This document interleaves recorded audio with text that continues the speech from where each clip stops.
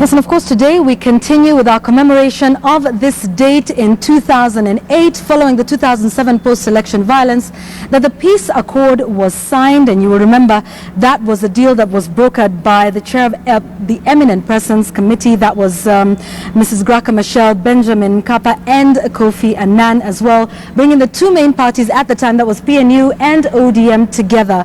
Now that peace accord was made up of 4 components, and the first 3 were almost immediate. It is Agenda 4 we'll be discussing later on Checkpoint. So let's just go through them very quickly to give you a reminder. Now, Agenda 1 was for the immediate action to stop the violence and restore fundamental rights and liberties. Now, Agenda 2 moved very quickly towards immediate measures to address the humanitarian crisis that arose out of the violence in 2007 and to promote healing and reconciliation. Agenda 3, pretty simple, was how to overcome the political crisis. Now, Agenda 4 is what brings us to where we are today.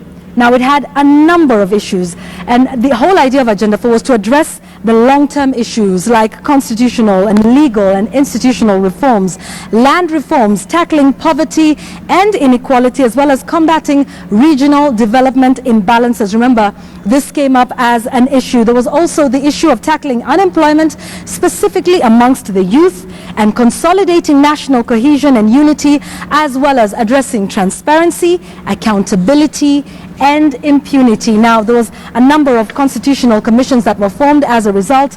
We will perhaps get some time to get into that. The Truth, Justice and Reconciliation Commission, that you remember, the Committee of Experts on Constitutional Review, there was the Interim Independent Electoral Commission and the Interim Independent Boundaries Commission. Now, you will remember the Committee of Experts is the one that put together the draft constitution that we have today, that then puts in place a number of commissions for transparency, accountability, and ensuring development imbalances are, put together.